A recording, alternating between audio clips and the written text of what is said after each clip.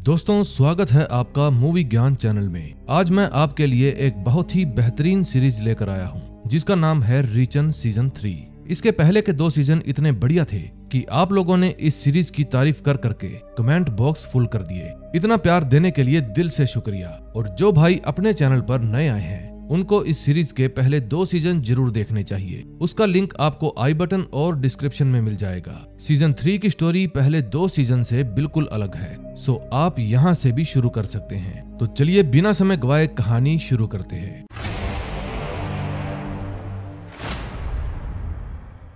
लाखों करोड़ों साल पहले कुछ लोग आग के पास बैठ जाते थे और कुछ लोग बस भटकते रहते थे। और मुझे पूरा यकीन है ये उन भटकने वाले लोगों का ही वंशज है। ये है रीचर। फौज में पला बड़ा, वहीं पर काम किया, लेकिन अब ये अपनी शर्तों पर जीता है। इसके पास एक टूथब्रश है और वही इसका सामान है। इस लंबे चौड़े वन मनुष्य ने इतने मिशन कंप्लीट किए हैं कि एक आम इंसान सोच भी नहीं सकता। आज यहाँ तो कल कहाँ होगा इसे खुद नहीं पता। फिलहाल ये अपनी वैन लेकर एक यूनिवर्सिटी के कैंपस में आया है। फिर ये अपनी वैन में से कुछ म्यूजिक रिकॉर्ड्स निकालता है और उनको एक दुकान के अंदर बेचने चला जाता है, क्योंकि इसको पैसों की जरूरत है। फिर जब वो दुकानदार इसके रिकॉर्ड्स चेक करने लगता है तो इसकी नजर बाहर खड़े एक ट्रक पर जाती है, जिसके अंदर बैठा लड़का सामने खड़ी कार को घूर रहा था। उसको देखकर रीचर समझ जाता है कि जरूर दाल में कुछ काला है। फिर वो लड़का तेज स्पीड में अपना ट्रक भगाता है और उस ब्लैक कलर की कार में दे मारता है। उसकी जोरदार टक्कर से कार का ड्राइवर बेहोश हो जाता है। तभी वो लड़का ट्रक से बाहर निकलता है और उस ब्लैक कार का शीशा तोड़कर उसमें बैठे लड़के को बाहर खींच लेता है। फिर वो उस कार के अंदर ब्लास्ट कर देता है। ये सब देखकर रीचर उस लड़के को बचाने के लिए शॉप से बाहर आता है, लेकिन वो किडनैपर उस पर गोलियां चलाने लगता है। लेकिन भाई लोग, रीचर कौन सा कच्चा खिलाड़ी है। वो ट्रक पर अंधाधुंध फायरिंग करके उसके आगे के टायर पंक्चर कर देता है और फिर वो ट्रक आउट ऑफ कंट्रोल होकर एक कार में जा लगता है। फिर जैसे ही वो किडनैपर कार से बाहर निकलता है, रीचर उसको ठोक देता है। फिर वो अंदर बैठे लड़के को कहता है कि तुम जल्दी से मेरी वैन में बैठो, इससे पहले कि इस किडनैपर के और साथी आ जाएं। तभी वहां पर एक आदमी आता है, लेकिन रीचर बिना देखे कि वो कौन है उसको ठोक देता है। फिर वो उस आदमी के हाथ में पकड़ा हुआ पुलिस का बैज देखता है और समझ जाता है कि उसने गलती से पुलिस वाले को ही ठोक दिया है। ये देखकर उन दोनों की फट जाती है। फिर रीचर अपनी वैन को वहां से भगा कर ले जाता है। तभी भागते समय एक पुलिस की कार उनका पीछा करने लगती है। वो लड़का कहता है गाड़ी रोको, लेकिन रीचर कहता है मैंने एक इल्लीगल गन से एक पुलिस वाले को ठोका है, अब गाड़ी तो नहीं रोकूंगा। फिर काफी देर तक पुलिस से बचने की कोशिश करने के बाद वो अपनी ड्राइविंग स्किल दिखाकर पुलिस की कार का एक्सीडेंट करवा देता है और फिर वो अपनी गाड़ी को एक सुनसान से इलाके में लेकर जाता है, क्योंकि अब उसको नई कार चाहिए थी। फिर वो वहां पर खड़ी हुई एक पुरानी सी गाड़ी को तार की हेल्प से खोलने की कोशिश करता है और फिर गाड़ी खोलने के बाद वो उसको स्टार्ट करने की कोशिश करता है और उस लड़के को कहता है कि तुम फोन करके किसी को बुला लो और कोई पूछे तो बोल देना मेरा हुलिया याद नहीं है। फिर वो लड़का कहता है कि अब तुमने मुझे बचाया है, इसलिए तुम मुझे मेरे घर पर लेकर चलोगे। मुझे किसी पर भी विश्वास नहीं है। लेकिन रीचर मना कर देता है और कहता है कि मैं एक आवारा हूँ जिसने एक बिना लाइसेंस की गन से पुलिस वाले को मारा है, अब मैं और रिस्क नहीं लूंगा। फिर वो लड़का कहता है कि मेरे पापा बहुत ही अमीर आदमी हैं, वो बहुत खुश होंगे कि तुमने उनके बेटे को फिर से किडनैप होने से बचाया है। रीचर पूछता है फिर से किडनैप का क्या मतलब। वो लड़का बताता है कि पहली बार मैं 5 साल पहले किडनैप हुआ था। किडनैपर्स ने जब मेरा कान काटकर मेरे पापा के पास भेजा तो मेरे पापा ने उनको फिरौती के पैसे दिए, वरना मेरे पापा को तो विश्वास ही नहीं था कि मैं किडनैप हो गया। फिर रीचर पूछता है कि तुम्हारे पापा काम क्या करते हैं। वो लड़का बताता है कि मेरे पापा कारपेट डीलर हैं, उनके पास बहुत पैसा है, इसलिए हर बार मैं ही निशाना बनता हूँ। फिर रीचर कहता है कि अपने पापा को कहना कि तुम्हारे लिए एक प्रोफेशनल बॉडीगार्ड रखे, क्योंकि जो तुम्हें मारने के लिए आया था वो भी प्रोफेशनल किलर था। फिर वो लड़का कहता है कि आप मुझे मेरे घर ले चलिए, क्योंकि आपको गायब होना है और मेरे पापा आपकी हेल्प कर सकते हैं। फिर रीचर कहता है तुम्हारा नाम क्या है बच्चे। वो लड़का बताता है रिचर्ड बैक। फिर रीचर उसको उसके घर छोड़कर आने के लिए मान जाता है। सफर लंबा था लेकिन बहुत खूबसूरत था। जैसा कि रिचर्ड ने बताया था कि उसके पापा बहुत ही अमीर आदमी हैं। उनके घर को देखकर साफ साफ पता चल रहा था, क्योंकि वो घर किसी महल से कम नहीं था। फिर जब वो घर के मेन गेट पर पहुंचते हैं तो एक लंबा चौड़ा दानव रिचर को कार से बाहर आने के लिए कहता है, रिचर्ड कहता है पोली मेरी पापा से बात हो गई है, लेकिन वो दानव कहता है मुझे इससे कोई फर्क नहीं पड़ता, चल बे बाहर निकल। फिर रिचर्ड कहता है रिचर्ड प्लीज जैसा वो कहता है वैसा ही करना। फिर जब रिचर्ड कार से बाहर निकलता है तो सोचता है कि मैं तो साला इसके कंधे तक आता हूँ। फिर वो राक्षस रिचर्ड की तलाशी लेता है और कहता है कि मुझे जो चाहिए वो दे दो वरना मैं तुम्हारी बैंड बजा दूंगा। तभी कार के अंदर बैठा रिचर्ड कहता है कि इसकी गन यहाँ है कार के अंदर, ये लो गन खाली है। फिर वो राक्षस पूछता है गन खाली क्यों है? रिचर्ड कहता है क्योंकि मैंने सारी गोलियां चला दी। फिर वो लंबू उन दोनों को अंदर जाने देता है। रिचर्ड पूछता है एक कारपेट डीलर की इतनी सिक्योरिटी? रिचर्ड कहता है मैंने तो पहले ही कहा था मेरे पापा बहुत अमीर हैं। दोस्तों अब एक बात तो साफ हो गई थी कि आने वाले समय में रिचर्ड का मुकाबला इस दानव के साथ ही होने वाला था।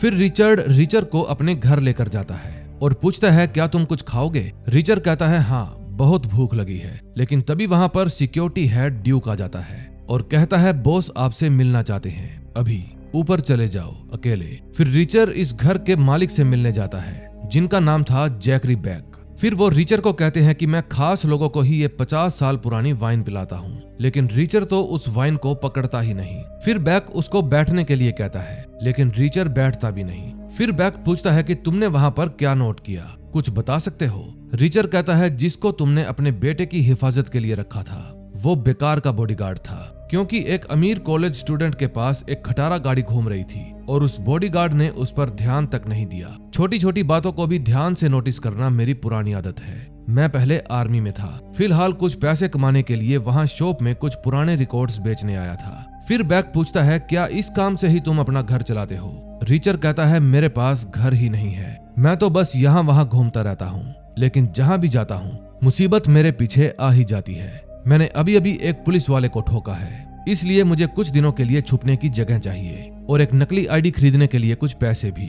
फिर बैक कहता है कि मैं तुम्हारा एहसानमंद हूँ, तुम्हारे लिए इतना तो कर ही सकता हूँ। फिर बैक ड्यूक को आवाज लगाकर कहता है कि रिचर्ड को किचन तक ले जाओ, लेकिन जाने से पहले रिचर्ड उस गिलास पर अपने फिंगरप्रिंट्स छोड़ देता है और कहता है चाहो तो मेरी डिटेल्स चेक कर सकते हो। फिर बैक पूछता है कि तुम आखिर हो कौन?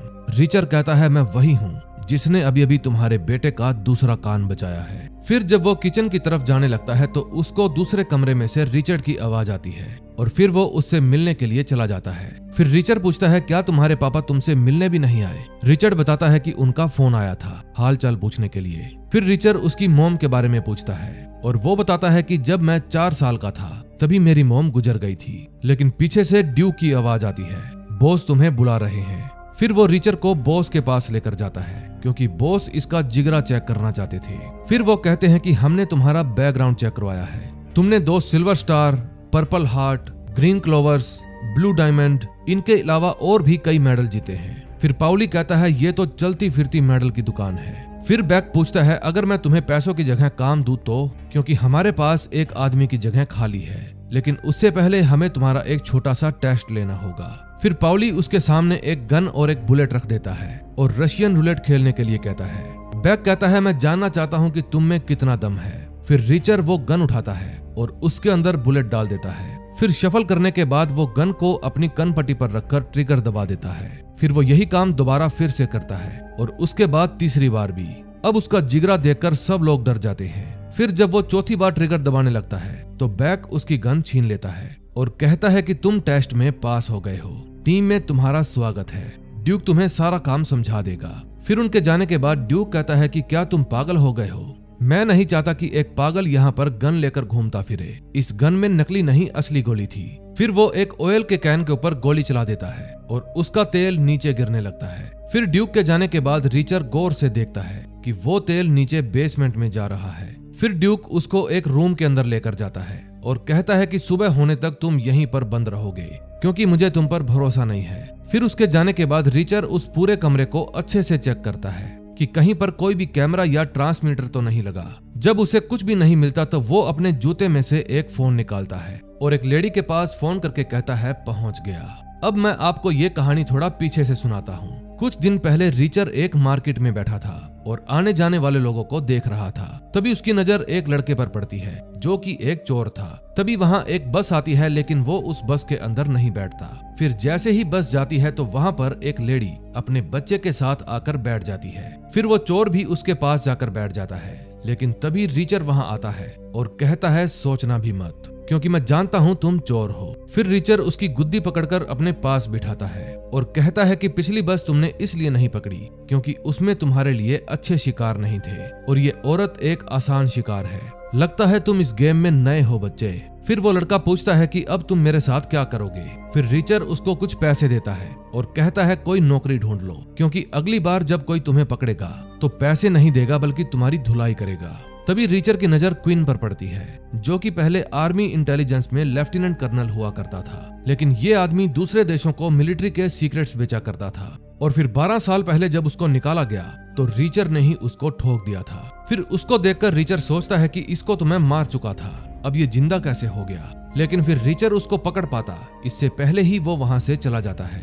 फिर वो चोर का फोन लेकर 110 स्पेशल इन्वेस्टिगेटर ऑफिस में फोन करता है और कहता है कि मैं जैक रीचर हूँ, मुझे आपके सीईओ से अभी बात करनी है। फिर वहां मौजूद ऑपरेटर कहता है सॉरी सर, इस वक्त वो अंडरग्राउंड मिशन पर है और 2 हफ्ते तक उनसे बात नहीं हो पाएगी। क्या आप सच में जैक रीचर हैं जिन्होंने 110th यूनिट की शुरुआत की थी? जैक कहता है हाँ। फिर वो कहता है दोस्त, मुझे तुम्हारी हेल्प चाहिए, मैं तुम्हें एक नंबर प्लेट का नंबर देता हूँ, तुम उसको चेक करके बताओ। फिर वो कहता है सर सिस्टम में कोई दिक्कत है, चेक करते ही मैं आपको इसी नंबर पर कॉल करता हूँ। लेकिन रीचर कहता है नहीं, ये मेरा नंबर नहीं है, तुम मेरा पता लिख लो।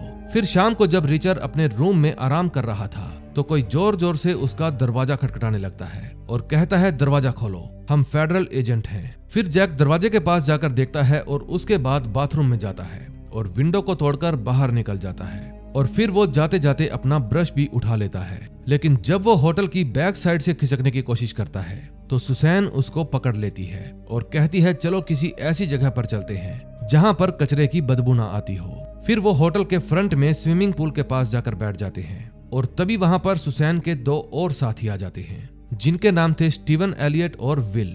फिर वे लोग रीचर से जो भी सवाल करते हैं, रीचर उन सभी सवालों के उल्टे सीधे जवाब देता है और कहता है कि मुझे तुम लोगों से कोई भी बात नहीं करनी। फिर सुसैन कहती है तुम चुपचाप अपनी तशरीफ सामने वाली कुर्सी पर रखो, मैं जल्दी ही अपनी बात खत्म कर लूंगी। हम इस समय बिजार बाजार नाम के एक कारपेट इंपोर्ट बिजनेस की तहकीकात कर रहे हैं। कई हफ्तों पहले एलए का एक बहुत बड़ा ड्रग डीलर बिजार बाजार के ओनर से मिलने के लिए आया था। अब एक इतना बड़ा ड्रग डीलर 3000 मील का सफर तय करके कारपेट खरीदने के लिए तो आया नहीं होगा। हमें लगता है कि बिजार बाजार का मालिक उसका सप्लायर है और वेस्टर्न यूनाइटेड स्टेट में जहर फैलाने के लिए वही जिम्मेदार है, लेकिन हमें उसके बारे में कुछ भी पता नहीं है और ना ही उसका एड्रेस। तुम जो नंबर प्लेट ढूंढ रहे हो वो उस कार की थी जो कारपेट किंग को उस मीटिंग में लेकर आई थी। फिर स्टीवन उसको कारपेट किंग की फोटो दिखाता है और पूछता है क्या तुम इसको जानते हो? रीचर कहता है नहीं। फिर वो कहता है कि मुझे तुम लोगों की कोई भी हेल्प नहीं करनी जब तक तुम लोग मेरी हेल्प नहीं करोगे। फिर सुसैन पूछती है बोलो हम तुम्हारे लिए क्या कर सकते हैं? रीचर कहता है लिंटन वर्जीनिया के हॉस्पिटल रिकॉर्ड चेक करो, 13 मार्च 2012 के बाद के। मुझे एक 40 साल की उम्र के एक एशियन अमेरिकन आदमी की तलाश है, सिर पर एक गोली लगने और ऊंचाई से गिरने या डूबने जैसी चोटों के साथ लाया गया। अगर तुम लोगों को कुछ भी पता चले तो सीधा मुझे आकर बताना, फिर मैं तुम्हारी हेल्प करने के बारे में सोचूंगा। फिर अगले दिन सुबह रीचर के पास सुसैन का फोन आता है और वो उसे रेस्टोरेंट में मिलने के लिए बुलाती है। फिर वो बताती है कि तुम्हारा आदमी मिल गया है, वो साउथ वर्जीनिया में जिंदा बहकर आया था, जिसके घाव वैसे ही हैं जैसे तुमने बताए थे। छोटी कैलिबर की गोली उसके सिर में धसी हुई थी। डॉक्टर ने बताया कि वो ठंडे पानी की वजह से ही बच पाया था, जिसके कारण उसकी धड़कन धीमी हो गई और खून रुक गया और इसी कारण उसे भरपूर ऑक्सीजन भी मिल पाया और ब्रेन डैमेज होने से बच गया। उसको ठीक करने में करीब 6 महीने लग गए थे। डॉक्टर ने बताया है कि उसको ट्रॉमेटिक अमनेशिया है, उसको घटना और 2 दिन पहले की कोई भी बात याद नहीं है, लेकिन शायद उसको उससे पहले की बातें याद हो। ये भी हो सकता है कि वो भूलने का दिखावा करता हो। 6 महीने तक कोई भी उसको ढूंढने के लिए नहीं आया, इसलिए वो गुमनाम रहा, लेकिन शायद तुम उसे जानते हो। चलो अब मैंने अपना वादा निभाया और अब तुम्हारी बारी। फिर रीचर बताता है कि उसका नाम lieutenant colonel Francis Xavier Quinn है, वो फौज के इंटेलिजेंस विभाग में था। एक दिन वो दुश्मन मुल्कों के फौज के खुफिया राज बेचकर कमाई करते हुए पकड़ा गया, लेकिन कोई भी उसको सजा नहीं दिलवा पाया। वो बहुत बुरे लोगों के साथ बिजनेस करता था और शायद किसी नाराज कस्टमर ने उसे पहाड़ी से फेंक दिया। जब वो फौज में से भागा था तो किसी ने उसके फिंगरप्रिंट्स और फोटो सिस्टम में से मिटा दिए। फिर सुसैन पूछती है क्या तुमने क्वीन को बैक की कार में देखा था? रिचर्ड कहता है हाँ। सुसैन कहती है फिर तो हम एक दूसरे की हेल्प कर सकते हैं, क्योंकि तुम्हारा टारगेट उसके लिए काम करता है जिसको हम ढूंढ रहे हैं। फिर वहां से जाते वक्त सुसैन बताती है कि कुछ हफ्ते पहले हम इस केस के चलते उन लोगों पर निगरानी रखे हुए थे। वो जगह एक फॉरेस्ट के अंदर थी और हमने उस जगह की वीडियो बना ली, लेकिन बाद में हमें पता चला कि वो एक प्राइवेट प्रॉपर्टी थी और फिर हमको इस केस से हटा दिया गया। हमारी सारी मेहनत बेकार हो गई। अब हमारा ये केस अनऑफिशियली होगा। मैं टीम लीडर हूँ, इसलिए कोई भी हर वक्त मुझ पर नजर नहीं रख सकता। अगर हमें प्राडो नाम की बड़ी मछली को पकड़ना है तो पहले बैग को पकड़ना होगा, लेकिन हमें पता नहीं है कि इस वक्त बैग कहाँ मिलेगा। मैंने उस पर नजर रखने के लिए एक खबरी को भी लगाया था। उस लड़की का नाम था टेरेसा। वो मेरी अब तक की सबसे बढ़िया खबरी थी, जितनी समझदार उतनी ही मासूम। फिर एक दिन मैंने बिजार बाजार का एक सेक्रेटरी के लिए ऐड देखा। फिर मैंने टेरेसा को वहां पर नौकरी दिलवा दी। उसे बस सिर्फ इतना ही करना था कि बैक वहां पर क्या करता है। लेकिन करीब एक हफ्ता पहले वो गायब हो गई। किसी को भी खबर नहीं है कि वो कहाँ गई। फिर जब टेरेसा की दादी ने उसके ऑफिस में फोन किया तो उन्होंने बताया कि कुछ दिनों से वो काम पर ही नहीं आई। मुझे लगता है वो जासूसी करते वक्त पकड़ी गई होगी और जरूर उसके साथ कुछ बुरा हुआ है। उसकी उम्र करीब 20 साल है और वो अभी भी एक बच्ची है। ये रही उसकी फोटो। फिर रिचर्ड कहता है कि ये सब तुम मुझे क्यों बता रही हो, क्योंकि अगर इस लड़की को क्वीन या उसके साथियों ने उठाया है तो अब तक बहुत देर हो चुकी है, क्योंकि उससे बुरा इंसान मैंने आज तक नहीं देखा। फिर सुसैन कहती है कि अब जब तुम क्वीन को ढूंढोगे तो तुम्हें टेरेसा को भी ढूंढना होगा। मेरे पास एक बढ़िया प्लान है। फिर वो बताती है कि जैकरी बैग के बेटे रिचर्ड को 5 साल पहले किडनैप कर लिया गया था। फिर जब किडनैपर ने बैग के पास उसके बेटे का कान भेजा तो भी वो पुलिस के पास नहीं आया। ये सारी बातें हमें रिचर्ड के दोस्त ने बताई है। अब तुम रिचर्ड को फिर से किडनैप होने से बचाकर बैग का भरोसा जीतोगे। रिचर्ड कहता है तुम्हारा पिछला इन्फॉर्मर गायब हो गया था, मुझे भी गायब करवाना चाहती हो क्या? फिर सुसैन कहती है तुम्हें पता नहीं है, तुम असली के हल्क हो। फिर वे लोग रिचर्ड को किडनैप करने का प्लान बनाते हैं। प्लान ये था कि वो लोग एक पुरानी सी गाड़ी लेकर रिचर्ड की गाड़ी को टक्कर मारेंगे। फिर रिचर्ड कहता है कि हम उसके बॉडीगार्ड पर फ्लैश बैंग का इस्तेमाल करेंगे और उसको घायल करके बंदी बना लेंगे ताकि वो हम पर जवाबी हमला ना कर पाए। ये सब इतना रियल होगा कि रिचर्ड ये सब मानने पर मजबूर हो जाएगा कि कोई उसको सच में किडनैप करने आया था। फिर हम उस बॉडीगार्ड को अपनी हिरासत में रखेंगे ताकि वो वापस जाकर किसी से भी बात ना कर पाए। फिर स्टीवन कहता है ये तो गैर कानूनी होगा। रिचर्ड कहता है तुम एक काम करो, उसकी कार के अंदर ड्रग्स रखवा दो और अफवाह फैला देना कि वो किसी डीलर से ड्रग्स खरीद रहा था। फिर ये नारकोटिक्स आतंकवाद का मामला बन जाएगा। ऐसे केस में हम किसी को भी बिना वकील के कितनी भी देर तक हिरासत में रख सकते हैं। ये आइडिया सुसैन को बहुत अच्छा लगता है। फिर रिचर्ड पूछता है किडनैपर कौन बनेगा? स्टीवन कहता है मैं बनूंगा। फिर सुसैन कहती है किसी बच्चे के मुंह से लॉलीपॉप नहीं छीननी। स्टीवन कहता है मैम आप मुझे हल्के में ले रही हो, मैं ये काम अच्छे से कर लूंगा। फिर वे लोग स्टीवन की शर्ट के अंदर आर्टिफिशियल ब्लड डालकर गोली चलाने की प्रैक्टिस करते हैं ताकि देखने में बिल्कुल रियल लगे। फिर रिचर्ड कहता है कि नकली ग्रेनेड और गोली चलाने से रिचर्ड मेरे साथ चलने के लिए मानेगा नहीं।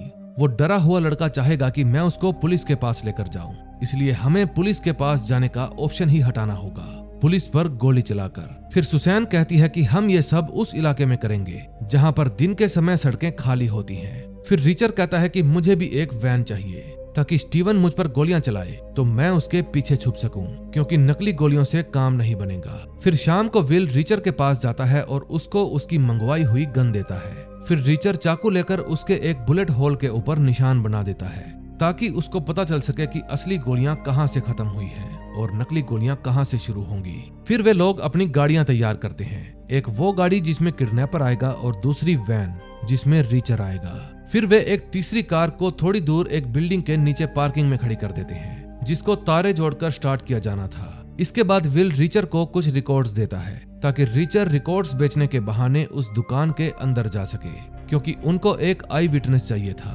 तभी रात को रिचर्ड जब सुसैन के साथ बैठा था तो कहता है कि अगर हमारा प्लान सक्सेसफुल हो भी गया तो भी पुलिस हमारे पीछे आएगी ही। फिर सुसैन कहती है उस समय मैं वहां पर मौजूद रहूंगी और उनको बताऊंगी कि ये ड्रग डील का मामला है और मैं ही इसे संभालूंगी। और हाँ, अगर वहां कोई गार्ड हीरो बनने के चक्कर में बीच में आया तो उससे तो तुम्हें खुद ही निपटना होगा बिना किसी को चोट पहुंचाए। फिर रिचर्ड पूछता है कि हम एक दूसरे से कांटेक्ट कैसे करेंगे। फिर सुसैन रिचर्ड को उसके साइज के बूट देती है और दिखाती है कि उसकी एडी के नीचे स्पेस है जिसमें तुम एक फोन छुपा कर रखोगे। इस फोन को ट्रेस नहीं किया जा सकता और इसकी 14 दिन की बैटरी लाइफ भी होगी। तुम्हें कभी भी मेरी जरूरत पड़े तो बस एक फोन कर देना। अब कहानी प्रेजेंट में आती है। रिचर्ड सुसैन को बताता है कि मेरा इंटरव्यू काफी दिलचस्प रहा, मुझे रशियन रूलेट खेलना पड़ा। उन्होंने सोचा कि मैं डर जाऊंगा, लेकिन उन्होंने गलती ये कर दी कि वो गेम खेलने के लिए मेरी ही गन दे दी और मेरी गन पर मैंने निशान बनाया हुआ था। गोली डालने के बावजूद मुझे पता था कि मैंने गोली कहां पर डाली है। अगर वो मुझे मेरी गन नहीं देते तो मुझे मजबूरी में उन तीनों को मारना पड़ता।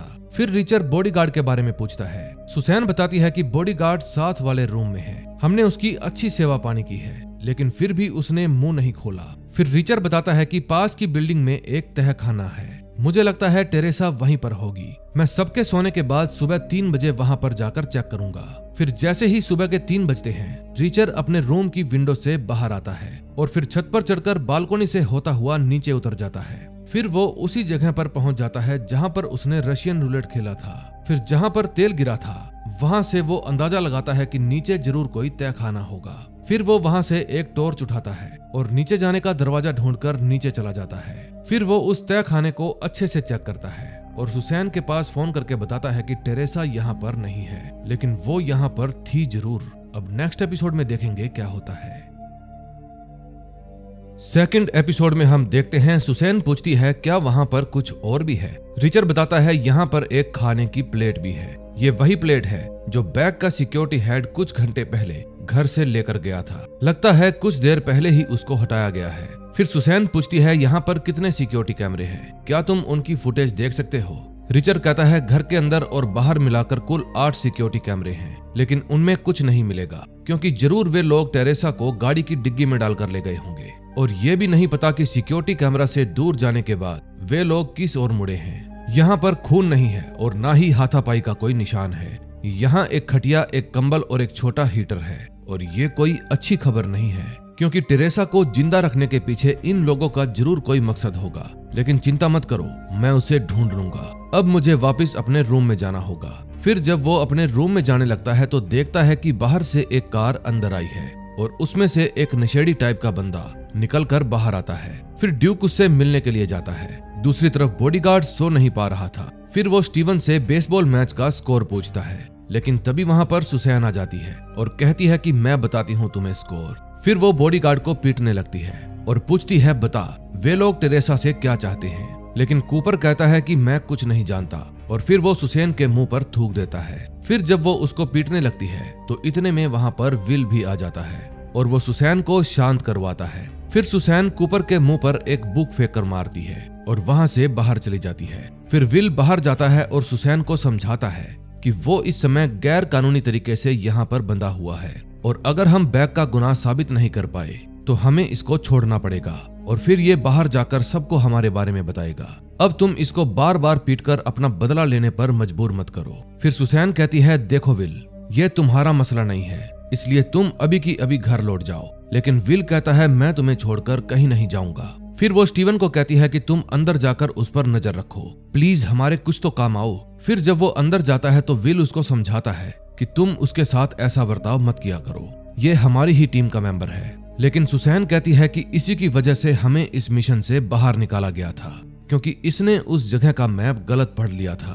दूसरी तरफ रिचर्ड छुपकर अपने रूम की तरफ जाने लगता है क्योंकि ड्यूक भी उसी को बुलाने के लिए उसके रूम में जा रहा था। रिचर्ड को डर था कि अगर ड्यूक मुझसे पहले मेरे रूम में पहुंच गया तो मेरा राज खुल जाएगा, इसलिए वो बहुत जल्दबाजी करने लगता है और पांव फिसलने के कारण नीचे गिरते गिरते बचता है। इतने में ड्यूक उसके रूम के बाहर पहुंच जाता है और दरवाजा खटखटाता है। फिर जब रिचर्ड दरवाजा नहीं खोलता तो ड्यूक मास्टर की लगाकर उसके रूम को ओपन कर लेता है। फिर जैसे ही वो रूम के अंदर जाता है, रिचर्ड अपने बाथरूम से बाहर निकल कर आता है और पूछता है इतनी रात के तुम यहाँ क्या कर रहे हो। फिर ड्यूक बताता है कि किडनैपर्स ने जो कार इस्तेमाल की थी वो कार मिल गई है, बिल्लू नशेड़ी नीचे है, वो तुम्हें उस जंक यार्ड तक लेकर जाएगा ताकि पता चल सके कि रिचर्ड को किसने किडनैप करने की कोशिश की है। फिर रिचर्ड कहता है 5 मिनट दो, मैं अभी तैयार होकर आता हूँ। फिर वो जल्दी से सुसैन के पास कॉल करता है और बताता है कि बिल्लू नशेड़ी मुझे ट्रक की पहचान करने के लिए लेकर जा रहा है। सुसैन कहती है वहां मौजूद सभी गाड़ियां एक सरकारी जंक यार्ड में हैं, जहां पर किसी का भी जाना मना है। फिर रिचर्ड कहता है तुम्हें क्या लगता है, क्या ये लोग प्यार से बात करके अंदर जाएंगे? बॉडीगार्ड की ऑडी भी इस समय वहीं पर होगी।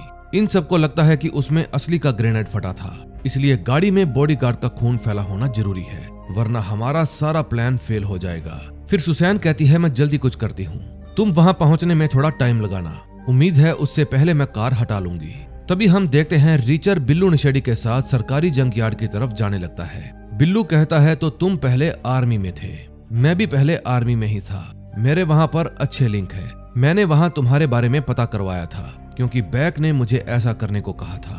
अब अगर तुम अपना काम सही ढंग से करोगे तो तुम्हें प्रमोशन भी मिल सकती है। ड्यूक भी पहले छोटे मोटे काम ही किया करता था, अब देखो वो एक बड़ी हवेली में रहता है और इस समय वो बैक का राइट हैंड है। फिर रिचर पूछता है तो क्या बैक प्रमोशन भी देता है? बिल्लू कहता है मैंने ऐसा कब कहा कि बैक प्रमोशन देता है। फिर रिचर पूछता है तो हम काम किसके लिए करते हैं? बिल्लू कहता है पहले ही दिन सब कुछ जान लोगे क्या?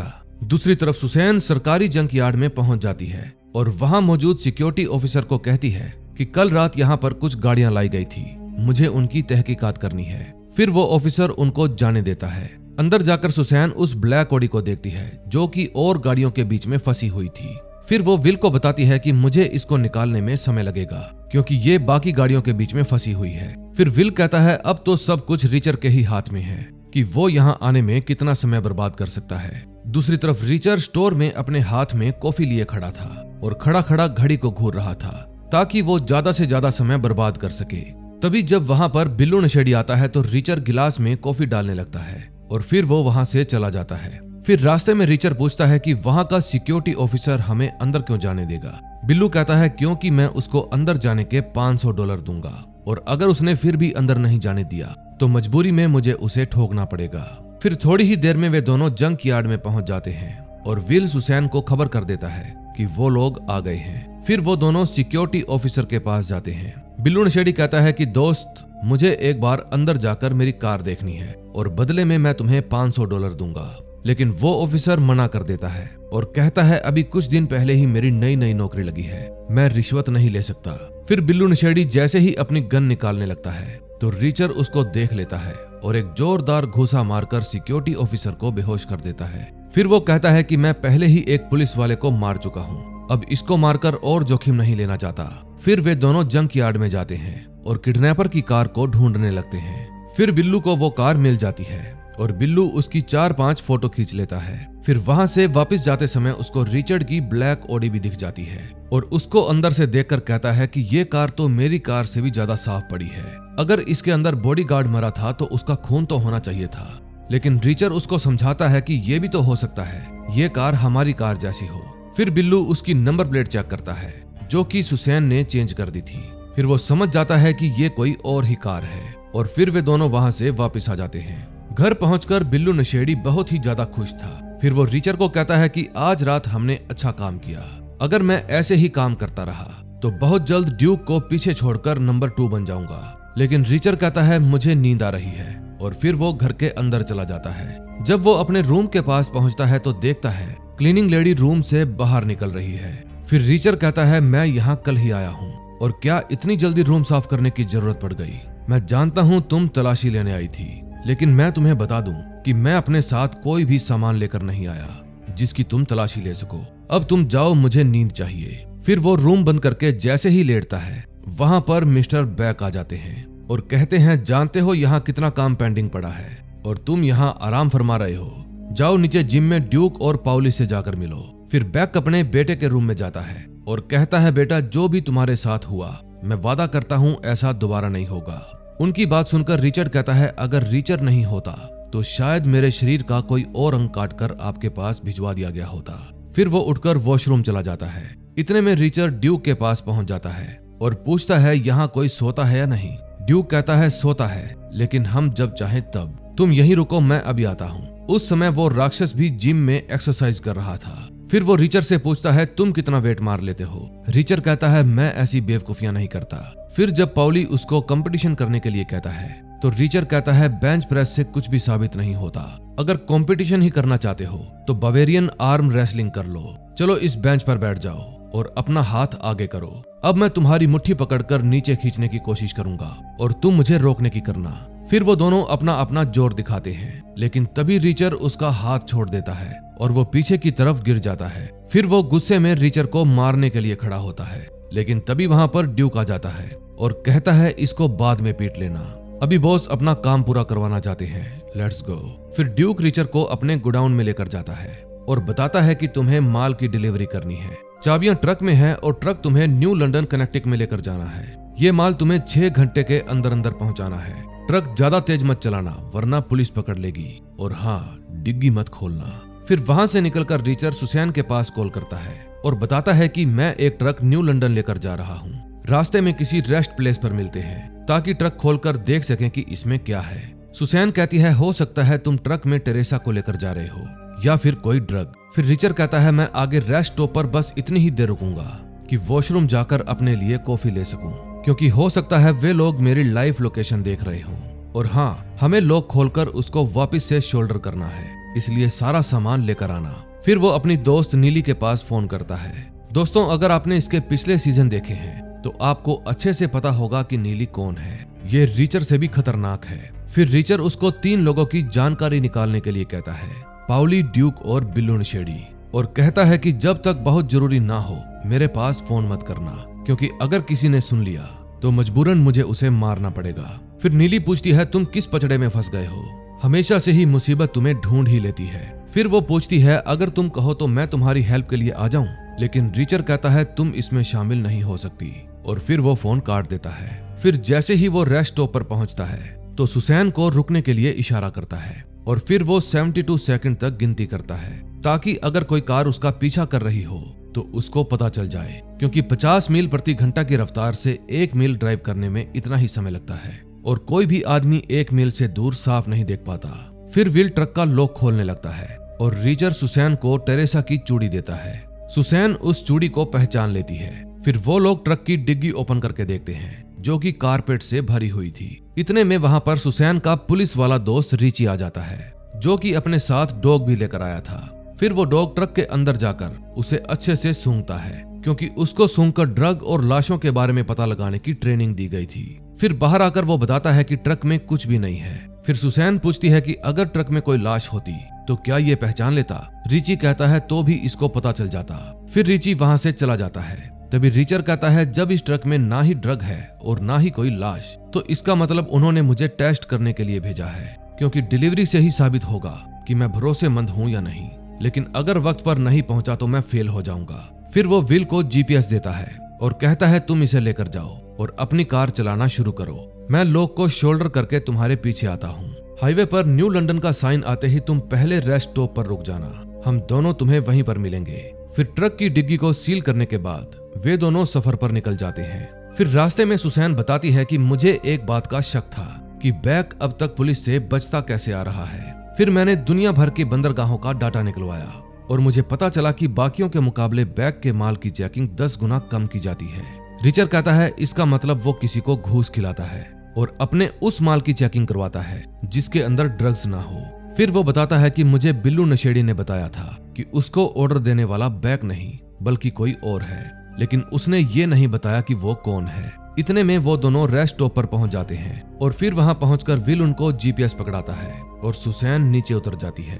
फिर रिचर उस जगह पर पहुंच जाता है जहां उसको माल लेकर जाना था। फिर वहां पर मौजूद बंदे ट्रक में पड़े माल को चेक करते हैं और रिचर को दूसरे ट्रक की चाबी देकर कहते हैं अब तुम वापस जाओ। फिर शाम को रिचर वापस अपने गोडाउन में आ जाता है। जब वो गोडाउन के अंदर जाता है तो वहां उसको बिल्लू नशेड़ी मिलता है और कहता है बाकी सब तो चले गए, लेकिन मैं तुम्हारा ही इंतजार कर रहा था। रिचर कहता है तो तुम मेरा जीपीएस ट्रैक कर रहे थे, चलो ये बताओ ड्यूक कहाँ है। बिल्लू कहता है वो आता ही होगा, लेकिन मुझे तुमसे कुछ बात करनी है। लास्ट नाइट जब हम जंक यार्ड में गए तो वहां पर मुझे कुछ चीजें ठीक नहीं लगी। पहले तो तुमने पेट्रोल पंप पर जानबूझकर देर की और फिर तुमने सिक्योरिटी गार्ड की जान बचाई और मुझे उस पर गोली नहीं चलाने दी। रिचर कहता है तो अगली बार मार लेना। फिर बिल्लू कहता है जब मैंने उस वैन को चेक किया जो तुमने चोरी की थी तो मुझे वहां पर एक भी तार का टुकड़ा नहीं मिला। स्वाभाविक सी बात है कि तुम्हारे पास चाबी थी नहीं और तुमने 2 तारों को जोड़कर कार स्टार्ट की होगी। फिर क्या तुमने तारों के वो छोटे छोटे टुकड़े उठाकर बाहर फेंके? फिर रिचर कहता है ड्यूक आ गया है, मैं जा रहा हूँ। बिल्लू कहता है कुछ तो बात है तुम में जो मुझे खटक रही है। रिचर कहता है तुम में तो बहुत सारी बातें हैं जो मुझे खटकती रहती हैं। फिर बिल्लू रिचर के पास जाता है और कहता है मैं जानता हूँ तुम पुलिस के साथ मिले हुए हो, लेकिन तभी रिचर उसको जोरदार फटका देता है और टेबल पर पड़ा पेपर मेमो होल्डर बिल्लू के खोपड़ी में घुस जाता है और इसी के साथ बिल्लू नशेड़ी का चैप्टर यहीं पर क्लोज हो जाता है। फिर रिचर उसकी लातें तोड़कर उसकी बॉडी को टेबल के नीचे छुपा देता है और खुद ड्यूक के पास चला जाता है और कहता है बिल्लू नशेड़ी बहुत बकबक करता है। अब नेक्स्ट एपिसोड में देखेंगे क्या होता है। थर्ड एपिसोड में हम देखते हैं घर वापस जाते समय ड्यूक पूछता है क्या बिल्लू नशेड़ी ने तुम्हें कुछ कहा? रिचर कहता है बहुत सी बातें कही है, लेकिन तुम क्यों पूछ रहे हो? ड्यूक कहता है क्योंकि वो कह रहा था कि उसे कुछ जरूरी जानकारी पता चली है और वो ये जानकारी सीधा बैक को ही शेयर करेगा। साले सब के सब बॉस बनना चाहते हैं। फिर घर पहुंचकर वो रिचर को कहता है अब तुम नीचे उतरो, मुझे और भी बहुत काम है। फिर रिचर घर जाने के बाद सीधा किचन में जाता है और पूछता है कुछ खाने में बचा हो तो दे दो। मेड कहती है देख लो, कुछ बचा हो तो अपने आप ले लो। फिर रिचर पूछता है ये रस्टी कौन है? मेड बताती है वो मैकेनिक है। फिर रिचर पूछता है कि बैक की गाड़ियां तो नई है, फिर फुल टाइम मैकेनिक रखने की क्या जरूरत है? मेड कहती है ये सब जानना मेरा काम नहीं है। फिर रिचर उससे फ्रेंच भाषा में बात करने लगता है क्योंकि उसे पता था कि वो पेरिस से है और वो ये सब इसलिए कर रहा था ताकि वो रिचर की दोस्त बन जाए। तभी वहाँ पर ड्यूक आ जाता है और कहता है तुमको बैक ने बुलाया है, वो तुमसे बिल्लू नशेड़ी के बारे में कुछ पूछना चाहते हैं। फिर जब वो बैक के पास जाता है तो बैक बताता है कि बिल्लू ने रिचर्ड को किडनैप करने वाले की तहकीकात की है। उसने जिस ट्रक का इस्तेमाल किया था वो उसी ग्रुप का था जिसने कभी हमारे साथ बिजनेस किया था, लेकिन तुमने जिस किडनैपर का ब्यौरा दिया वो उनके किसी भी बंदे के साथ मेल नहीं खाता। अब या तो उनका ट्रक चोरी हो गया था या फिर तुमने हमें गलत इन्फॉर्मेशन दी थी। फिर रिचर कहता है मैं जिसको भी एक बार देख लेता हूँ उसको कभी नहीं भूलता। हो सकता है कि उन लोगों ने रिचर्ड को पकड़ने के लिए किसी नए बंदे को भेजा हो। वो लोग चुप नहीं बैठेंगे, फिर से हमला करेंगे, इसलिए हमें उनको ढूंढकर खत्म करना होगा और मैं ऐसा कर सकता हूँ, लेकिन तब जब मुझे तुम उनके बारे में सब कुछ बता दोगे। मेरा काम आपके परिवार की रक्षा करना है और अगर आप मुझे अंधेरे में रखोगे तो मैं ये काम कैसे करूंगा? फिर बैक गुस्सा हो जाता है और कहता है जो मेरा दिल करेगा वो करूंगा और जब मेरा दिल कहेगा तब करूंगा। फिर रात को रिचर नीली के पास फोन करता है और पूछता है तुम्हें कुछ पता चला? नीली कहती है ये बहुत ही खतरनाक लोग हैं। पाउली ने घूसा मारकर अपने कैप्टन का ही सिर फोड़ दिया था, इसलिए उसको 18 महीने की कैद हुई, लेकिन फिर उसने अपने जेलर की उंगलियों से नाखून उखाड़ दिए, इसीलिए उसको 18 महीने की और कैद हो गई। रिचर कहता है उम्मीद करता हूँ मुझे उससे पंगा ना ही लेना पड़े, वो मुझसे डबल साइज का है। फिर वो बताती है कि बिल्लू नशेड़ी मिलिट्री जेल में पाउली का दोस्त था। इसने लेडी लेफ्टिनेंट को सेक्सुअल असॉल्ट करने के जुर्म में 8 साल काटे। वैसे बंदा बढ़िया है। रिचर कहता है बढ़िया है नहीं था। फिर नीली बताती है कि ड्यूक के जुर्म की लिस्ट तो उसके कद से भी लंबी है। फिर रिचर कहता है सब कुछ अंडर कंट्रोल है, लेकिन तुम इन सब से दूर रहना क्योंकि मेरा सामना उससे है जिसको मैं कुछ साल पहले निपटा चुका था। नीली समझ जाती है कि रिचर क्वीन की बात कर रहा है। फिर वो पूछती है कि तुम इस वक्त कहाँ हो, लेकिन रिचर फोन काट देता है। फिर वो सुसैन के पास कॉल करता है और कहता है कि तुम रात को 1 बजे घर के साउथ में एक कार छोड़ देना, कार को खुला रखना और उसके अंदर एक टॉवल और मेरे साइज के कपड़े भी रख देना क्योंकि मुझे बिजार बाजार जाना है। जल्दबाजी में एक काम अधूरा छोड़ आया, अब मैं कुछ देर सोना चाहता हूँ। फिर 3 घंटे की नींद मारकर वो फिर से उठ जाता है और खिड़की के जरिए नीचे उतरकर समुद्र की तरफ जाने लगता है। फिर समुद्र के किनारे जाकर वो अपने कपड़े उतार देता है और फिर वो समुद्र की तेज लहरों में उतरकर घर से थोड़ी दूर जाकर बाहर निकलता है। फिर वो उस जगह पर पहुंच जाता है जहां पर उसने अपने लिए कार मंगवाई थी। उस समय सुसैन भी वहीं पर खड़ी हुई थी और रिचर की बॉडी को देखकर उसका मन ललचा जाता है। फिर पास आकर रिचर कहता है कि तुमको यहाँ रुकने की जरूरत नहीं थी, लेकिन सुसैन कहती है मैं भी तुम्हारे साथ चलूंगी ताकि टेरेसा को ढूंढ सकूं। फिर रास्ते में रिचर बताता है कि बैक बहुत ही कमीना इंसान है, वो अपने बेटे के किडनैपर का पता लगाना चाहता है। वो जितनी तहकीकात करेगा हमारे लिए उतना ही खतरा है। फिर सुसैन पूछती है तुम जिसको ढूंढ रहे हो यानी क्वीन, उसका इन सब से क्या लेना देना है? रिचर कहता है यही तो मैं जानना चाहता हूँ। इतने में वे दोनों बिजार बाजार पहुंच जाते हैं। फिर वो दोनों अपनी कार को थोड़ा दूर पार्क करके फेंसिंग के ऊपर से कूदकर अंदर चले जाते हैं। फिर सुसैन पिन के जरिए लॉक खोलने की कोशिश करती है, लेकिन रिचर कहता है कि मैंने बिल्लू नशेड़ी को लॉक करने लायक छोड़ा ही नहीं। फिर वो बताता है कि ये मेरा पर्दाफाश करने वाला था, इसीलिए मैंने इसको टपका दिया। फिर सुसैन उसके लैपटॉप में छानबीन करने लगती है और पूछती है इसकी बॉडी का क्या करें। रिचर्ड कहता है ये यहीं पर रहेगा। फिर वे दोनों उस पूरे इलाके की छानबीन शुरू कर देते हैं। रिचर्ड कहता है किसी भी चीज से छेड़छाड़ मत करना, क्योंकि हमें सब चीजें वैसी ही छोड़नी पड़ेंगी जैसी वो पहले पड़ी है। फिर वो लोग वहां पर पड़े हुए सभी बक्से और संदूकें चेक करते हैं, लेकिन उनके हाथ कुछ नहीं लगता। फिर रिचर्ड कहता है कि एक बात तो साफ हो गई, टेरेसा को यहाँ पर नहीं रखा गया। तभी उसकी नजर बाहर पड़े कंटेनर पर पड़ती है और फिर वो कहता है कि हमें 13 नंबर कंटेनर खोलना होगा। फिर रिचर्ड 13 नंबर कंटेनर की चाबी लेकर बिल्लू नशेड़ी को उसकी कार समेत उसके अंदर डाल देता है और फिर कंटेनर को बंद कर देता है। रिचर्ड कहता है मुझे नहीं लगता इन कंटेनर्स को कोई खोलता होगा, क्योंकि ये सभी यूजलेस हैं। फिर वे दोनों मिलकर फर्श पर से बिल्लू नशेड़ी का खून साफ करने लगते हैं, लेकिन तभी वहां पर एक ट्रक आकर रुकता है और उसमें से 2 आदमी निकलकर बाहर आते हैं। रिचर्ड बताता है कि ये दोनों ही बैग के ट्रक चलाते हैं और अगर इन्होंने हमें देख लिया तो ये हमें मार देंगे। हम इन पर गोली भी नहीं चला सकते, क्योंकि अगर किसी दीवार पर गोली के निशान आ गए तो बैग सोचेगा कोई उसके हाथ धोकर पीछे पड़ गया है और उसका शक मुझ पर भी आ सकता है। फिर जब वे दोनों ट्रक ड्राइवर ऑफिस के अंदर आते हैं तो फर्श पर पड़ा हुआ खून देखकर समझ जाते हैं कि यहाँ कुछ गड़बड़ है, लेकिन इतने में रिचर्ड और सुसैन उन दोनों पर हमला कर देते हैं और फिर उनको ठिकाने लगा देते हैं। फिर रिचर्ड कहता है कि अब हम इन दोनों को 14 नंबर कंटेनर में डालेंगे। अब अपना काम निपटाकर वे दोनों फिर से उसी जगह पर आ जाते हैं जहां से सुसैन ने रिचर्ड को पिक किया था। फिर रिचर्ड अपने कपड़े उतारता है और सुसैन को दे देता है और फिर वो अपने साथ लाई हुई बिल्लू नशेड़ी की गन लेकर वहां से चला जाता है। फिर वो वापस से उन तेज लहरों के बीच से होता हुआ घर के पास वाले बीच पर पहुंच जाता है और अपने साथ लाया हुआ सामान वहीं पर छुपा देता है। फिर वो अपने कपड़े पहनता है और वापस घर के अंदर चला जाता है। अगले दिन सुबह उठने के बाद जब रिचर्ड बैग के पास जाता है तो टेंशन का माहौल देखकर पूछता है क्या हुआ। बैग बताता है कि आज जरूरी शिपमेंट थी और जो ड्राइवर सामान ले जाने वाले थे उनका कोई अता पता ही नहीं है। रिचर्ड कहता है कि डिलीवरी तो मैं भी कर सकता हूँ, वैसे भी 2 आदमियों का काम मैं अकेला कर लेता हूँ, लेकिन बैग मना कर देता है और कहता है कि तुम मेरे बेटे को शहर लेकर जाओगे और हाँ, उसका ख्याल रखना। फिर घर से निकलते समय रिचर्ड कहता है कि तुम्हें पाउली से पंगा नहीं लेना चाहिए, क्योंकि उसका दिमाग खराब है। मैं जानता हूँ तुमने जिम में भी उसके साथ पंगा लिया था। फिर रिचर्ड कहता है अगर उसका दिमाग खराब है तो उसको रखा क्यों हुआ है, लेकिन रिचर्ड बताता है कि उसको मेरे पापा ने नहीं बल्कि जूलियस मैकेब ने रखा है, वो मेरे डैड के बॉस हैं। फिर रिचर्ड पूछता है कि वो लोग ऐसा क्या डिलीवर करने वाले थे जो तुम्हारे पापा इतनी टेंशन में थे, लेकिन रिचर्ड उसको कुछ भी नहीं बताता।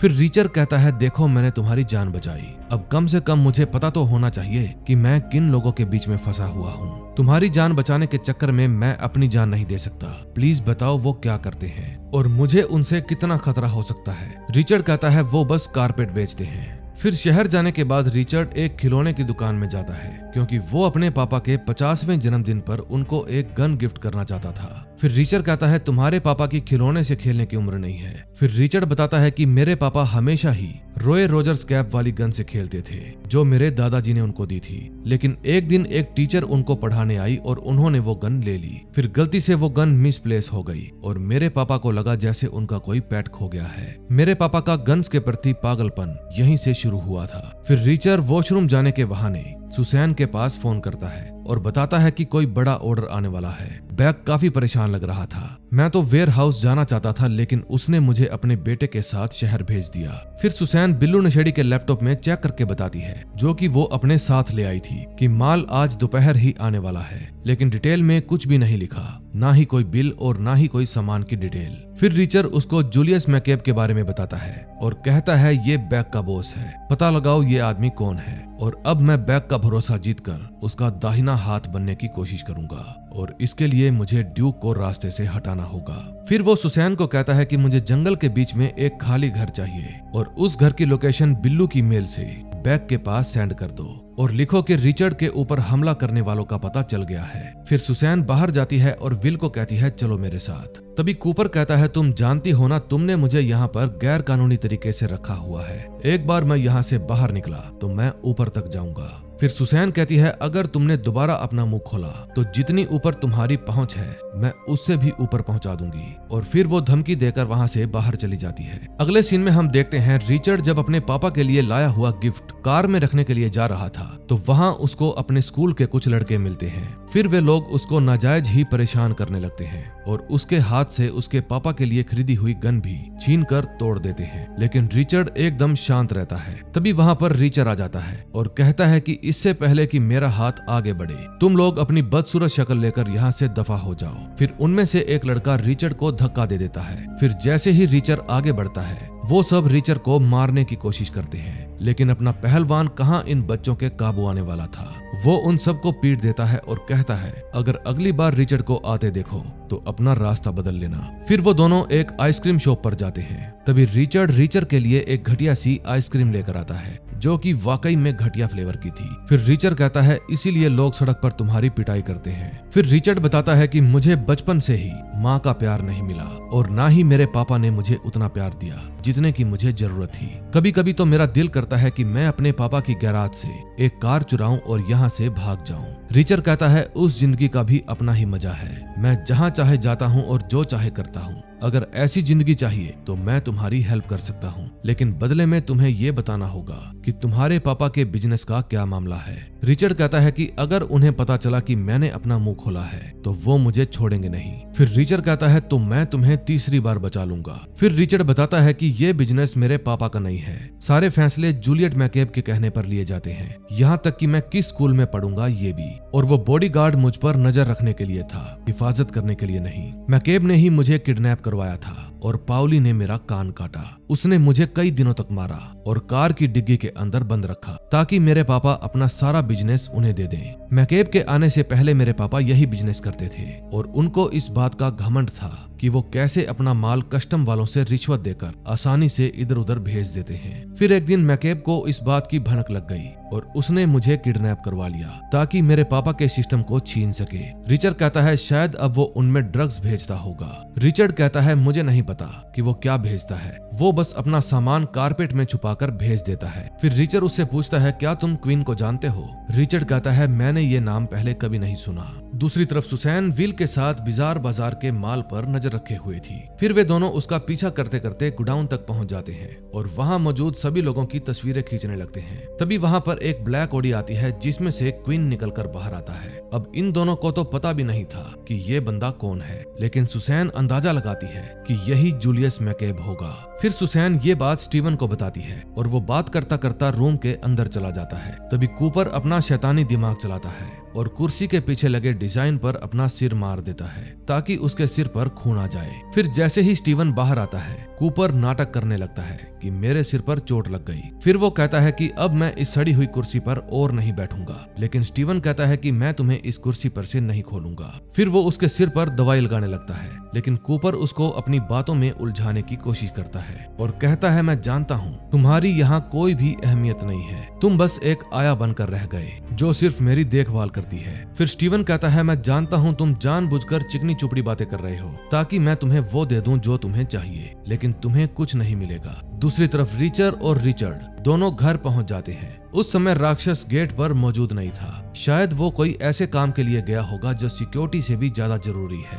फिर जब वे दोनों अंदर पहुंचते हैं तो बैक बताता है कि बिल्लू नशेड़ी का एक मेल आया था जिन्होंने रिचर्ड को किडनैप करने की कोशिश की थी। वो लोग एक जंगल में बने हुए घर के अंदर छुपे हैं। अब हम तीनों वहीं पर जाएंगे, लेकिन रिचर्ड कहता है कि मुझे पहले टॉयलेट जाना है। फिर वो भागकर घर के अंदर जाता है और किचन से होता हुआ घर के बैक साइड बने बीच पर पहुंचता है। फिर वहां पर पहुंचकर वो बिल्लू नशेड़ी की छुपाई हुई गन निकालता है और उसको लेकर जल्दी से वापस घर में आ जाता है। फिर बाहर जाकर वो कहता है चलो उनकी बैंड बजाते हैं। फिर वे तीनों जंगल की तरफ जाने लगते हैं। रास्ते में बैक बताता है कि तुम लोग जिनको मारने जा रहे हो वे लोग ड्रग डीलर्स हैं, साले हरामी लोग मेरे बच्चे के पीछे पड़े हैं। फिर बैक पूछता है कि मुझे खबर मिली है कि आज तुमने बाजार में कुछ लड़कों को पीटा है, कौन थे वो? रिचर्ड कहता है कि वो आपके बेटे को परेशान कर रहे थे, इसीलिए मैंने उनको पीटा। इतने में वे लोग जंगल में बने घर के पास पहुंच जाते हैं। फिर वहां अपनी कार पार्क करने के बाद वो लोग डिग्गी में से अपने हथियार निकालते हैं। बैक कहता है मैं यहीं रुकूंगा, तुम लोग जाओ और एक भी कमीने को जिंदा मत छोड़ना।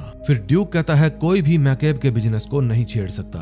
फिर वे दोनों जब घर के पास जाते हैं तो ड्यूक कहता है शायद वो लोग घर पर नहीं हैं क्योंकि उनकी कारें यहाँ नहीं खड़ी। रीचर कहता है शायद उनको पता चल गया होगा कि हम लोग यहाँ पर आ रहे हैं, इसीलिए हमें बहकाने के लिए उन्होंने अपनी कारें छुपा दी। देखो मैं तो अंदर जा रहा हूँ, अगर तुम्हें डर लगता है तो तुम वापस जाकर बॉस को बता दो कि तुम्हें डर लग रहा है। फिर जब रीचर घर की तरफ जाने लगता है तो ड्यूक भी उसके पीछे पीछे घर में ही जाने लगता है। फिर घर में झांकने के बाद रीचर बताता है कि लिविंग रूम में कई लोग हैं और उनके पास बहुत सारे हथियार भी हैं। फिर वे दोनों दरवाजा तोड़कर घर के अंदर घुस जाते हैं, लेकिन घर के अंदर तो कोई भी नहीं था। फिर रीचर ड्यूक पर गन तान देता है और कहता है कि अपनी गन मुझे दे दो। फिर रीचर उससे पूछता है बताओ टेरेसा कहाँ है, सही जवाब दोगे तो जिंदा जाने दूंगा। फिर ड्यूक कहता है तुम ज्यादा से ज्यादा मुझे गिरफ्तार कर सकते हो, इसके अलावा मेरा बाल भी नहीं पाड़ सकते। लेकिन रीचर उसको ठोक देता है। फिर वो अपनी और ड्यूक की गन लेकर दीवारों पर गोलियां चलाने लगता है ताकि बैग को लगे कि अंदर गोलीबारी हो रही है। फिर रीचर बिल्लू नशेड़ी की गन निकालता है और उसकी भी सारी गोलियां दीवार पर ही खत्म कर देता है। फिर वो अपने ही सिर पर चोट मारकर वहां पर लगी हुई गैस पाइपलाइन को उखाड़ देता है और ओवन के अंदर कुछ बियर कैन रखकर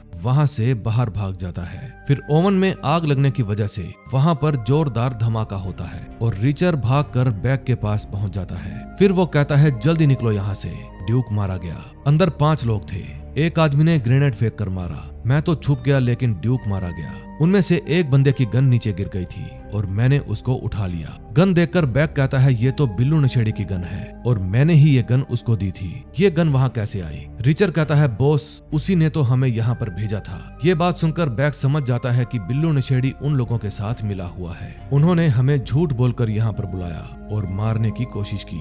ये लो रीचर, आज से ये गन तुम्हारी। फिर रीचर बताता है कि वहाँ पर जान पहचान के 2 लोग और भी थे जिन्होंने आपके गोडाउन में मुझसे ट्रक की डिलीवरी ली थी। फिर बैग कहता है यहाँ कोई भी भरोसे के लायक नहीं है, लेकिन तुम हो, आज से तुम मेरे दाहिने हाथ बनने वाले हो। अब रीचर अपने दिमाग का अच्छा यूज करके अपने प्लान में कामयाब हो गया। 4th एपिसोड में हम देखते हैं बैग ये सारी घटना जूलियस मैकेब को बताता है। फिर फोन काटने के बाद जब रीचर पूछता है कि आप किससे बात कर रहे थे तो बैग बताता है वो मेरा बॉस है और तुम्हारा भी। फिर बैग को खाना लाने का बहाना बनाकर रीचर सुसैन के पास जाता है और बताता है कि मेरे पास सिर्फ 1 घंटा है। सुसैन कहती है तुमने उस घर में आग क्यों लगाई? अब मैं अपने बॉस को क्या जवाब दूंगी? रीचर कहता है तुम स्मार्ट हो, हैंडल कर ही लोगी। मुझे ड्यूक की जगह लेनी थी, इसलिए मुझे सेफ हाउस उड़ाना पड़ा। विल कहता है क्या मतलब, तुमने ड्यूक को भी उस घर के साथ उड़ा दिया?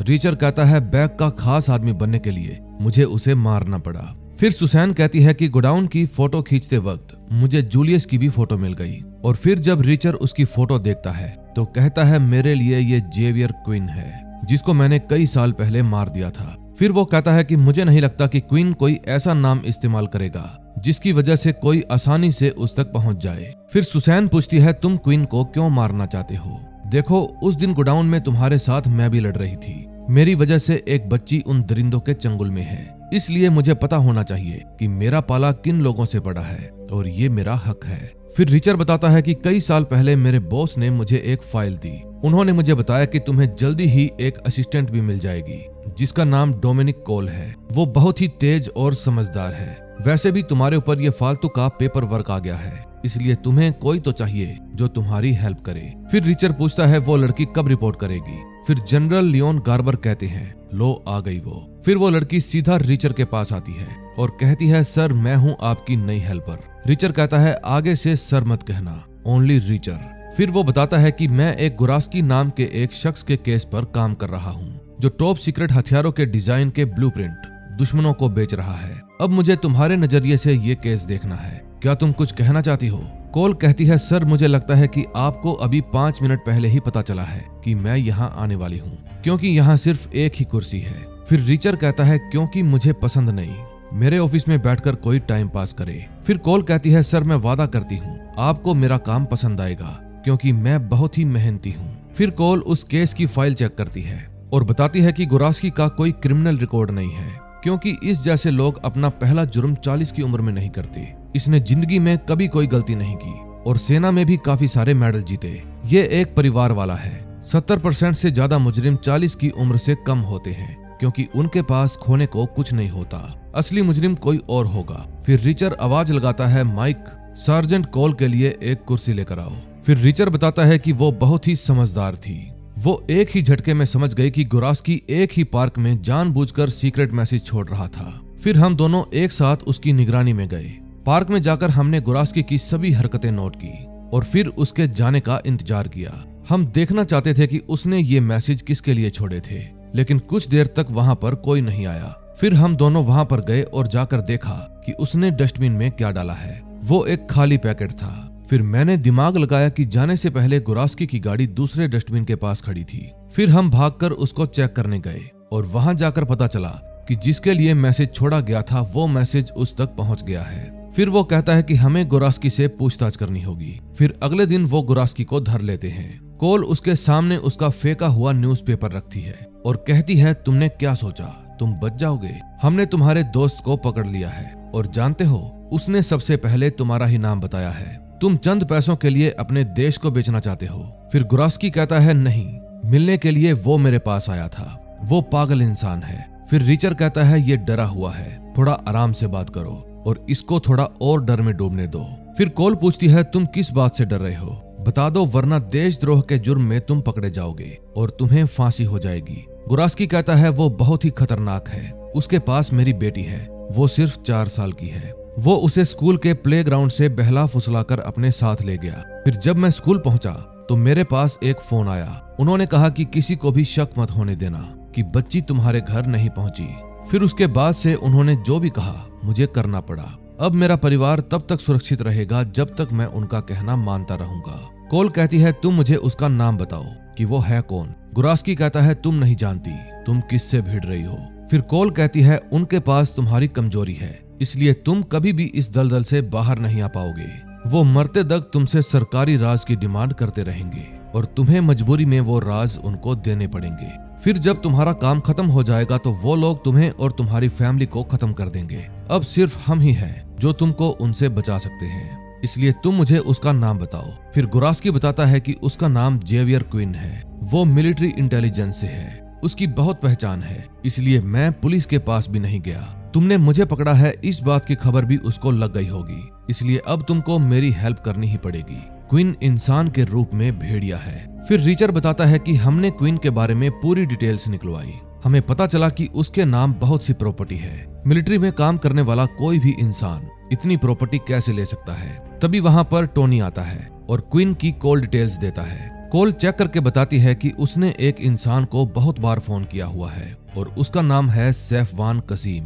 फिर टोनी बताता है कि ये बंदा सीरिया का है और मिलिट्री से संबंध रखता है। जरूर ये वही बंदा होगा जिसको क्वीन राज बेचता है। फिर वे तीनों सैफवान कसीम से बात करने के लिए एक बार के बाहर उसका इंतजार करते हैं। रिचर कहता है, हम उसको पकड़ नहीं सकते क्योंकि वो एक सरकारी एजेंट है और उसकी सिक्योरिटी में एक्स पैरामिलिट्री सोल्जर्स भी हैं। हम कोशिश करेंगे सैफवान को ऊपरी चोट ना लगे, वरना क्वीन को शक हो जाएगा। तभी कुछ देर बाद सैफवान उस बार से बाहर आ जाता है। फिर वे तीनों उसका पीछा करते करते पार्किंग तक पहुंच जाते हैं। तभी रिचर पीछे से आवाज देता है और कहता है, मिस्टर कसीम, मुझे पता चला है कि आप सरकारी गैर कानूनी धंधे करते हैं। फिर कसीम के सिक्योरिटी गार्ड उन तीनों को रोकने के लिए आगे बढ़ते हैं। फिर रिचर 2 को तो पीट देता है और बाकी के 2 को कहता है, तुम सिक्योरिटी गार्ड हो, तुम लोगों को घंटे के हिसाब से पैसे मिलते हैं, क्या तुम इसके लिए गोली खाना चाहोगे? नहीं ना, तो फिर इन बेवकूफों को उठाओ और यहाँ से दफा हो जाओ। फिर रिचर कासिम को पकड़ता है और कहता है, तुम हमारे देश के दुश्मन हो, मैं तुम्हें अभी की अभी गायब कर सकता हूँ और ऐसा गायब करूंगा कि तुम्हारे रिश्तेदारों को लगेगा कि तुम कभी पैदा ही नहीं हुए। अब तुम शाने बनकर मुझे क्वीन के बारे में बताओगे और उसको पकड़वाने में हमारी हेल्प करोगे। काम होने के बाद तुम्हें वापस अपने देश भेज दिया जाएगा। फिर कोल उसको पकड़ कर ले जाती है। फिर रिचर बताता है कि हम क्वीन को पकड़ने के लिए अरेस्ट वारंट इशू करवाने गए, लेकिन जनरल ने कहा कि तुम मुझे उसके खिलाफ सबूत ला कर दो, मैं तुम्हें अरेस्ट वारंट इशू करवा कर दूंगा। फिर अगले दिन हमने सैफवान कसीम को क्वीन के साथ डील करने के लिए भेजा। वहां पर लेन देन में कोई भी गड़बड़ नहीं हुई और सब कुछ रिकॉर्ड भी हो गया। फिर टोनी ने क्वीन का पीछा करके उसकी लोकेशन का पता करा ताकि जब हमें हरी झंडी मिल जाए तो हम उसको गिरफ्तार कर लें। दूसरी तरफ मैं और कोल सैफवान कसीम से तय की गई जगह पर मिले और उसने ब्लूप्रिंट हमारे हवाले कर दिए। फिर रिचर बोला, अपना सामान उठा और देश छोड़ने के लिए तुम्हारे पास सिर्फ 6 घंटे हैं। अगर फिर कभी तुम्हारी जरूरत पड़ी तो मैं तुम्हें कहीं से भी ढूंढ लूंगा। फिर ऑफिस जाकर कोल ने वो पेपर चेक किए जो कि एकदम असली थे। उसके अलावा क्वीन के विदेशी खाते में $5 मिलियन मिले और एक सीरिया के एजेंट के पास गुप्त हथियारों के ब्लूप्रिंट। अब हमारे पास उसके खिलाफ पक्के सबूत थे। फिर मैंने कोल को कहा कि ये सब तुम्हारी वजह से पॉसिबल हुआ है, जाओ और गिरफ्तार कर लो उसको। अगर तुम्हारी जगह कोई और जाएगा तो सब लोग सोचेंगे कि इस केस पर तुमने कुछ नहीं किया, जाओ ये तुम्हारा हक है। रिचर्ड की बात सुनने के बाद सुसैन कहती है, तुमने कोल के लिए जो भी किया बहुत अच्छा किया। फिर रिचर्ड बताता है कि जब कोल उसको गिरफ्तार करने गई तो करीब 1 घंटा बीत जाने के बाद भी वो वापस नहीं आई, जबकि उसको 39 मिनट में वापस आ जाना चाहिए था। मेरे बॉस को भी उसकी चिंता हो रही थी। फिर उन्होंने मुझे कोल को मैसेज करने के लिए कहा और उनके कहने पर मैंने कोल को मैसेज किया कि क्या सब कुछ ठीक है। तभी कोल का जवाब आया कि मैंने उसको पकड़ लिया है, मैं वापस आ रही हूँ सर। ये मैसेज पढ़कर रिचर्ड की चिंता और भी बढ़ जाती है, क्योंकि मना करने के बाद से कोल रिचर्ड को सर नहीं कहा करती थी। फिर रिचर्ड अपनी टीम को लेकर क्वीन के घर जाता है। पूरा घर अच्छे से छानने के बाद रिचर्ड को वहां पर टोनी की लाश मिलती है, लेकिन कोल कहीं भी नहीं थी। अब रिचर्ड समझ जाता है कि जरूर क्वीन कोल को अपने साथ ले गया होगा। फिर ऑफिस पहुंचकर रिचर्ड का बॉस क्वीन की जुवेनाइल फाइल निकलवाता है, जिसमें लिखा हुआ था कि क्वीन ने हाल ही में एक टीचर पर हमला किया, जानवरों को भी जान से मारने का इतिहास, एंटी सोशल बिहेवियर, और इसके अलावा थेरेपिस्ट को भी ये लगता है कि ये बीमारी उसको सही और गलत में फर्क ना महसूस करने की है। वो खुद को दूसरों से काफी बेहतर समझता है। रिचर्ड कहता है जरूर वो कोल से मेरी जानकारी निकलवाना चाहता होगा, क्योंकि मैं इस केस का कमांडिंग ऑफिसर हूँ और अगर वो मुझे ही मार देगा तो कोई भी उसके खिलाफ कोर्ट में गवाही नहीं देगा और वो आसानी से छूट जाएगा। मैं जानता हूँ वो उसको बेरहमी से टॉर्चर करेगा, लेकिन वो मेरा नाम तक नहीं लेगी। फिर उसका बॉस कहता है कोल एक एथलीट है, जुर्म के खिलाफ आवाज उठाना जानती है, इसलिए क्वीन को उसे बंदी बनाने के लिए एक शांत जगह चाहिए। रिचर्ड कहता है फिर तो वो उसको अपने लिंटन वाले फार्म हाउस में लेकर गया होगा, वहां कोई भी कोल की चीख नहीं सुन पाएगा। फिर रिचर्ड उसको ढूंढने के लिए निकल पड़ता है। रास्ते में उसका बॉस उसके पास फोन करता है और उसको उसका सही एड्रेस बताता है। उसका बॉस कहता है तुम्हें मेरे रूल पता है ना, पहली ट्राई में ही अपना काम पूरा करो। फिर रिचर्ड क्वीन के फार्म हाउस में पहुंच जाता है। फिर वहां जाकर वो घर के अंदर ना जाकर घर के पास में ही बने तबेले में जाता है और देखता है कि वहां पर कोल की लाश टंगी पड़ी है। लाश देखकर रिचर्ड घबरा जाता है, क्योंकि उसके तन पर कपड़े भी नहीं थे और उसको बुरी तरह से टॉर्चर भी किया गया था। फिर वो क्वीन को ढूंढने के लिए स्टोर रूम में जाता है और देखता है कि वो अपने छुपाए हुए पैसे निकाल रहा था। तभी उसको किसी की आहट सुनाई देती है और वो अलर्ट हो जाता है। फिर वो अपनी गन लेकर बाहर देखने के लिए आता है और बाहर जाते ही रिचर्ड उसकी खोपड़ी पर गन लगाकर कहता है अपनी गन मुझे दे दो। फिर क्वीन उसको एक झूठी कहानी सुनाता है कि वो लड़की मेरे ही साथ थी, मुझे पता था तुम मुझे पकड़ना चाहते हो, इसलिए मैंने ही कोल को तुम्हारे पास भेजा था ताकि वो तुम्हारी पल पल की खबर मुझे दे और बदले में मैं उसको पैसे देने वाला था, लेकिन वो तो मेरे सारे पैसे लेकर भागना चाहती थी, इसीलिए मामला बिगड़ गया और उसको वो मिला जिसकी वो हकदार थी, यानी मौत। फिर वो रिचर्ड को एक ऑफर देता है कि तुम भी मेरे साथ मिल जाओ, इस काम में मिलिट्री के बड़े बड़े ऑफिसर शामिल हैं, मेरा यकीन करो तुम्हारा करियर बन जाएगा। फिर रिचर्ड कहता है कोल का पूरा नाम बताओ। अब क्वीन को उसका पूरा नाम पता नहीं था, इसलिए वो होशियारी दिखाने की कोशिश करता है, लेकिन रिचर्ड के आगे कहां किसी की होशियारी चलती है। रिचर्ड उसको पीट कर अपने साथ जंगल में ले जाता है और नदी के किनारे ले जाकर कहता है घूम जाओ। फिर रिचर्ड बताता है कि उसका पूरा नाम डोमिनिक कोल था और फिर रिचर्ड उसके भेजे में एक गोली उतार देता है। फिर क्वीन पानी में गिर जाता है और रिचर्ड को लगता है कि वो मर गया। रिचर्ड बताता है कि मैंने उसको उसकी ही गन से मारा, जिसमें .22 कैलिबर की छोटी गोली थी, ताकि मेरी सर्विस पर कोई आंच ना आए, तभी तो वो बच गया। रिचर्ड की कहानी सुनकर सुसैन दुखी हो जाती है और बताती है कि मैंने टेरेसा को इस काम के लिए कोई पैसे नहीं दिए, बल्कि उसको कहा कि अगर वो मेरा ये काम करेगी तो मैं उसके नशेड़ी बॉयफ्रेंड को केस से बचा लूंगी। मैंने उसके साथ गलत किया और अब मैं उसको किसी भी कीमत पर बचाना चाहती हूँ। फिर रिचर्ड कुछ खाने का सामान लेकर वापस से बैग के घर पर पहुंच जाता है। फिर वो किचन में जाकर अपने लिए एक कॉफी मांगता है। मेड पूछती है ड्यूक कहाँ है। रिचर्ड बताता है वो अब काम छोड़कर चला गया है और उसकी जगह मैंने ले ली। फिर वो पूछता है कल बॉस के बर्थडे पर जो मेहमान आएंगे क्या वो बाहर से आएंगे। एना कहती है मुझे नहीं पता, लेकिन तुम क्यों पूछ रहे हो। रिचर्ड कहता है क्योंकि अब मैं नंबर 2 बन गया हूँ और मुझे ये सब पता होना चाहिए। फिर एना बताती है कि कल पार्टी में बड़े बड़े बिजनेसमैन और ऑफिसर्स आएंगे जिनको बॉस के पैसों से प्यार है। फिर रिचर कॉफी लेकर वहां से चला जाता है। फिर सुबह एना रिचर के लिए कपड़े लेकर आती है क्योंकि बैक का राइट हैंड कपड़ों से आम नहीं लगना चाहिए। तभी उसको खिड़की में से कुछ आवाज आती है और वो देखता है कि रिचर्ड बॉक्सिंग करने की प्रैक्टिस कर रहा था। फिर रिचर उसके पास जाता है और उसे बॉक्सिंग करने के कुछ तरीके बताता है और कहता है कि मुझे मारो। फिर वो उसको सही पोजीशन में खड़ा होना भी सिखाता है और ये सब उसके पापा अपनी खिड़की में खड़े खड़े देख रहे थे। फिर जब रिचर्ड को तकनीक समझ में नहीं आती तो रिचर कहता है जब कोई तुमसे लड़ने आए तो कहना 3 तक गिनूंगा और 2 में ही मुक्का मार देना, वरना पक्का तुम उससे पिटने वाले हो, क्योंकि पहला मुक्का कमजोर बंदे को ही मारना चाहिए, वो भी पूरी जान लगाकर। और मुझे पूरा विश्वास है हमेशा तुम ही पहले बंदे रहोगे। दूसरी तरफ विल सुसैन को समझाता है कि रिचर किसी को भी मारने से पहले हिचकिचाता भी नहीं है। पहले उसने बिल्लू नशेड़ी को मारा, फिर 2 ड्राइवर्स को और अब ड्यूक को भी मार डाला। तुम टेरेसा को बचाने के चक्कर में पक्का जेल जाओगी। सुसैन कहती है मुझे चलेगा। फिर वे दोनों एक फैक्ट्री में पहुंच जाते हैं जहां सुसैन को शक था कि जरूर टेरेसा को यहीं पर छुपाया गया होगा। दूसरी तरफ बैक रिचर को कहता है यहाँ आकर मेरी बात सुनो, मेरे पास मैकेब का फोन आया था। उसने बिल्लू नशेड़ी का लैपटॉप लाने के लिए 2 बंदों को उसकी लोकेशन पर भेजा है क्योंकि सभी बिजनेस शेड्यूल उसी लैपटॉप में है। रिचर पूछता है कैसे पता चलेगा कि वो लैपटॉप कहाँ है। बैक बताता है कि उसमें एक ट्रैकिंग डिवाइस है, चोरी हो जाने पर उसकी लोकेशन बता देता है और हमें उसकी लोकेशन पता चल गई है। मैकेब के 3 आदमी उसको ढूंढने के लिए निकल चुके हैं। तुम भी इस एड्रेस पर जाओ और जिसके पास भी वो लैपटॉप मिले उसको ठोक दो। फिर रिचर उस लोकेशन पर पहुंचने के लिए निकल पड़ता है। रास्ते में वो सुसैन के पास कॉल करता है लेकिन फोन स्विच ऑफ था, इसलिए वो मैसेज छोड़ता है कि मैकेब के आदमी आ रहे हैं, जल्दी से वहां से निकलो। उस समय सुसैन विल के साथ एक फैक्ट्री में थी लेकिन उसको वहां पर टेरेसा नहीं मिलती। फिर वो विल से अगली लोकेशन की दूरी पूछती है लेकिन विल कहता है फोन में रेंज नहीं है। बिल्लू नशेड़ी का लैपटॉप इस समय सुसैन की कार में था, इसलिए मैकेब के वो तीनों आदमी उसकी लोकेशन का पता करके उस फैक्ट्री तक पहुंच जाते हैं और कहते हैं अंदर जो भी मिले उसको मार दो। अब नेक्स्ट वीडियो में पता चलेगा कि इस फैक्ट्री में क्या होता है। दोस्तों रिचर वेब सीरीज के कुल 8 एपिसोड हैं जो कि हर हफ्ते एक एपिसोड रिलीज होता है।